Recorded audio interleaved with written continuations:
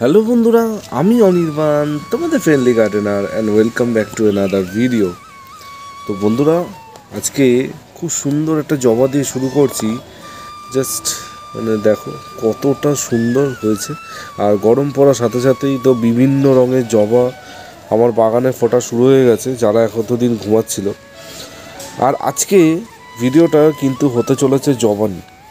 জবার কিছু কথা আজকে তোমাদের বলবো।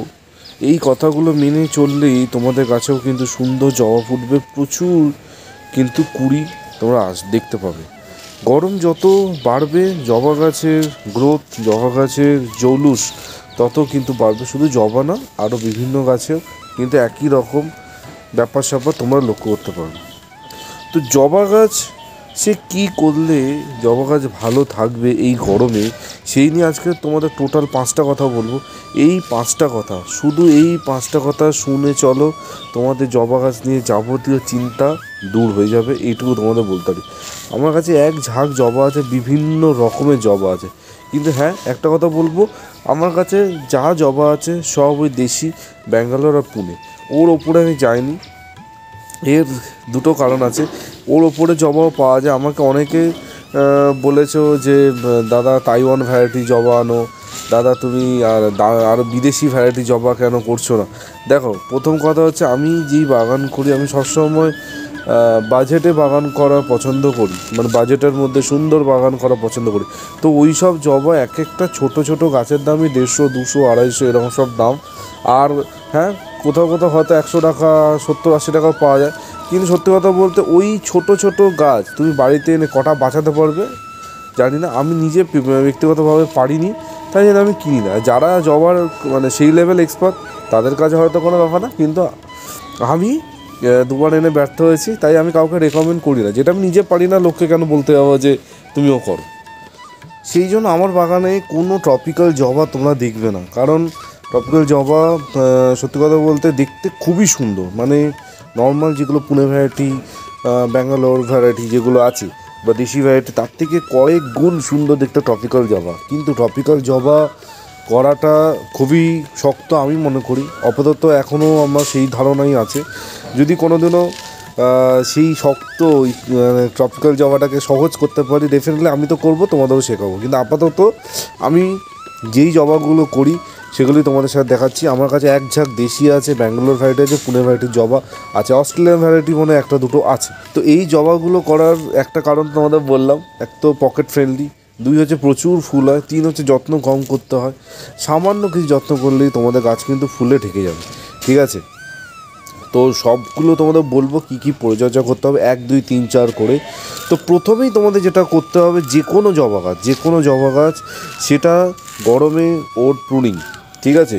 এটা কিন্তু মাস্ট। মানে যখন এদের ডরমেন্সি স্টার্ট হয় তখন থেকে গরম পড়া আগে অবধি দেখবি এরা কীরকম গ্রোথ নেয়, মানে কোনো শেপই নেই, লম্বা হচ্ছে তো হচ্ছে, মানে কোনো ঠিক ঠিকানা নেই কোন দিকে যাবে।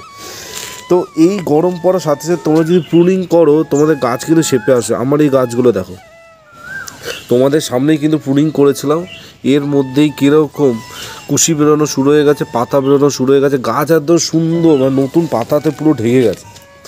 এই রকম কিন্তু তোমাদের করতে হবে। তোমরা এই গরমের শুরুতেই যদি প্রুনিং, কাটিং এগুলো যদি করো, তাহলেই কিন্তু তোমাদের গাছটা সুন্দর বুশ আকার নেবে, যে একটা লুকটাই চেঞ্জ হয়ে যাবে।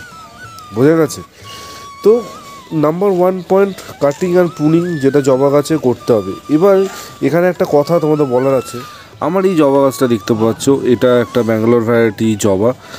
এই জবা গাছে দেখো কীরকম সাইজ আছে, ঠিক আছে? এই জবা গাছটা বেশি পুরনো কিন্তু না। এই জবা গাছটা বসিয়েছি হার্ডলি এই মাস 1.5 কি 2 হবে। তো গাছটা এখনও সেরমভাবে গ্রোথ নেয়নি। তো এই রকম সাইজে যদি জবা গাছ হয় তোমাদের কাছে, কাটিং করার কোনো দরকার নেই, প্রুনিং করার কোনো দরকার নেই, ঠিক আছে? গাছ বুঝে তোমাদের কাটিং প্রুনিং করতে হবে। মানে কাটিং প্রুনিং করতে বলেছি মানে সব গাছ ধারাধার কেটে দেবে এটাও কিন্তু না। তোমরা গাছটা দেখবে, গাছটা বুঝবে যে এই গাছের কি কাটিং করার প্রয়োজন আছে। যেই গাছটা এখনও গ্রোথই নেয়নি সেরমভাবে, কাটিং করার কোনো প্রয়োজন নেই। তো আমরা সেই রকম গাছে কাটিং প্রুনিং করবো না। জবা গাছ সুন্দর করতে এরপরে যে পয়েন্টটার কথা তোমাদের আমি মানে বলবো, তার সাথে একটুখানি লণ্ঠন জবা তোমাদের দেখাচ্ছি। লণ্ঠন জবার ব্যাপারে আসছি একটু পরে। সেটা হচ্ছে গাছের রিপোর্টিং। জবা গাছের রিপোর্টিং কিন্তু খুবই গুরুত্বপূর্ণ, মানে বছরে একবার এদের রিপোর্টিং করলে গাছে গ্রোথ যেমন হবে, গাছ সেরকম বুশি হবে, গাছ দেখতে সুন্দর হবে, গাছে প্রচুর ফুল আসবে, এত কিছু হবে যদি গাছটাকে রিপোর্টিং করো। রিপোর্টিং কী করে করতে হয় তার ডিটেল ভিডিও আমার চ্যানেলে আছে, অবশ্যই চেক করে নিন। রিপোর্টিংয়ের সাথে সাথে যদি গাছটা রুট বাউন্ড হয়ে যায় অবশ্যই কিন্তু তার রুটটাকে তোমাকে কাটতে হবে। কী করে রুট কাটে যদি না জেনে থাকো আমার চ্যানেলে দেখো, আমি কিন্তু সেই ভিডিও করে রেখেছি তোমাদের জন্য অনেক আগে থেকে, তো অবশ্যই সেই ভিডিওগুলো চেক আউট করো। কাটিং হয়ে গেল, রিপোর্টিং হয়ে গেল, তার সাথে রুট ট্রিমিং, এই তিনটে কাজ তোমাদের অবশ্যই জবা গাছ ভালো করতে তোমাদের করতেই হবে। এরপরের গুরুত্বপূর্ণ পয়েন্ট সেটা হচ্ছে, দেখো গাছ সুন্দর করতে প্রয়োজন হচ্ছে গাছে পর্যাপ্ত পরিমাণে খাবার। একটা জিনিস মাথায় রাখবে, আমরা কিন্তু টবের মধ্যে গাছ করি, আগেও বলেছি আমরা টবে গাছ করি ম্যাক্সিমাম জন, মানে কিছু অনেক বন্ধু যারা গ্রাউন্ড আছে তাদের মাঠ জমি আছে জমিতে গাছ করে, কিন্তু ম্যাক্সিমাম মানুষজন কিন্তু টবে আমরা গাছ করি। তো টবে খাবারের কোনো ঘাটতি করা যাবে না। আর এই বছরের শুরুতে, মানে জবা গাছের ক্ষেত্রে আমি বছরের শুরুই বলবো, এই গরমে যখন শুরু হচ্ছে এই সময় কিন্তু জবা গাছকে ভালো রকম পুষ্টিকর খাবার সমৃদ্ধ করতে হবে। না করলে কি হবে, গাছটা দেখবে কোনো শেপ হবে না, গাছটা দেখবে একদিক থেকে লম্বা হচ্ছে, কুড়ি ধরো আসছেই না, ফুল ধরো আসছেই না, এরকম হবে। তার জন্য তোমাদের কী করতে হবে, প্রথমেই যখনই তুমি রিপোর্টিং করছো, যখনই তুমি সয়েল চেঞ্জ করছো, তোমাদের কী করতে হবে, গাছগুলোকে কী দিতে হবে, মিক্স ফার্টিলাইজার। হ্যাঁ একদম মিক্স খাবার গাছে দিতে হবে। মিক্স খাবার কী করে বানাতে হয় তার ডিটেল ভিডিও আমার চ্যানেলে আছে, ডেফিনেটলি চেক করো, তোমরা কিন্তু জেনে যাবে। বোঝা গেছে? মিক্স ফার্টিলাইজার তোমরা দিয়ে দিলে, এরপর কি, এরপর তোমাদের যেটা করতে হবে, জবা গাছকে প্রতি সপ্তাহে একবার করে অন্তত ফাঙ্গিসাইড পেস্টিসাইড স্প্রে করতে হবে।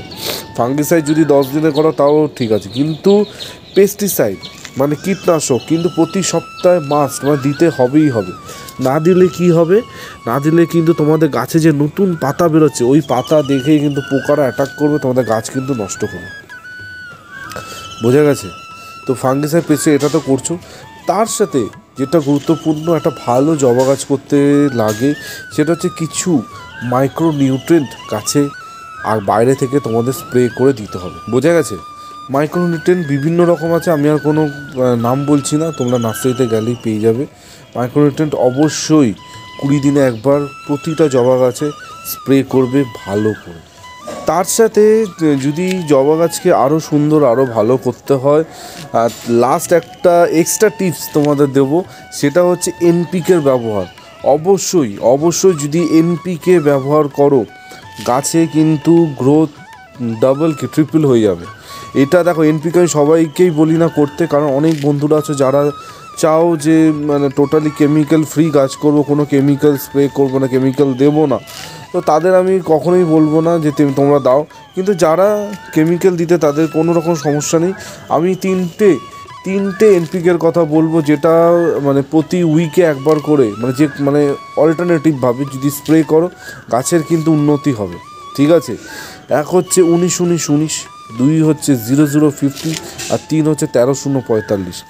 এই তিনটে এনপিকে যদি ঘুরিয়ে ফিরিয়ে তোমরা গাছে স্প্রে করতে থাকো, তোমাদের গাছের চেহারা জৌলুস আর যে কুড়ি, সে কুড়ি কিন্তু কয়েক গুণ বেশি আসবে, এটুকু তোমাদের বলতে হয়। সেটা যে কোনো জবা হতে পারে, সেটা তোমার দেশি হতে পারে, পুনে ভ্যারাইটি হতে পারে, ব্যাঙ্গালোর ভ্যারাইটি হতে, যেটা খুশি হতে পারে।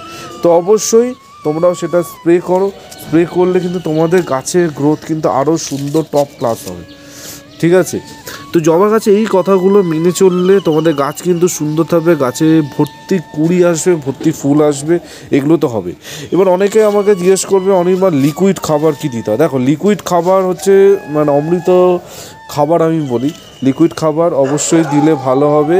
আর কী লিকুইড খাবার দিতে হবে তার উপর ডিটেল ভিডিও খুব তাড়াতাড়ি অনেকবার নিয়ে আসবে, ডেফিনেটলি সেই ভিডিওটার জন্য অপেক্ষা করো, খুব তাড়াতাড়ি আসছে, কিন্তু লিকুইড খাবার দিতে হবে। ঠিক আছে?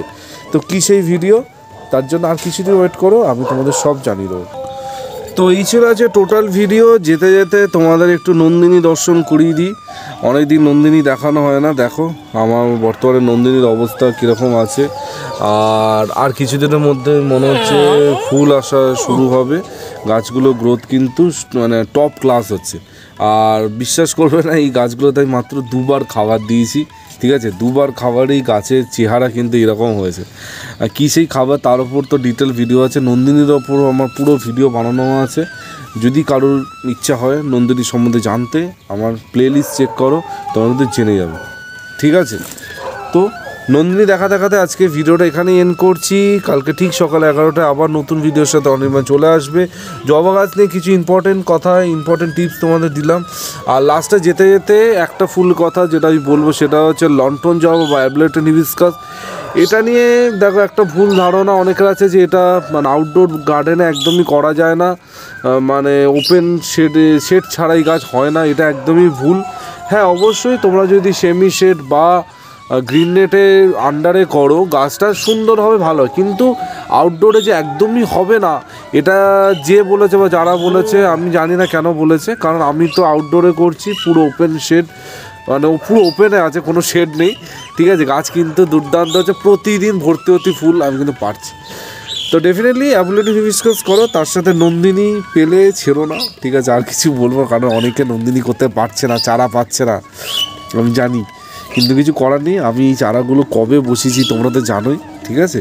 তো এই বলে আজকে ভিডিওটা এখানে এন্ড করছি। তোমাদের যদি কোনো রকম প্রশ্ন থাকে অবশ্যই আমাকে কমেন্ট সেকশানে করো, বা আমার সাথে কথা বলতে হলে আমার ফোন নাম্বার তো স্ক্রিনে দেখতেই পাচ্ছ, আমার সাথে যোগাযোগ করো সকাল 10টা থেকে রাত 8টার মধ্যে। কালকে ঠিক সকাল 11টায় আবার নতুন ভিডিওর সাথে চলে আসবো। টিল দেন সবাই ভালো থেকো আর সবুজে থেকো, ততক্ষণের জন্য বাই বাই।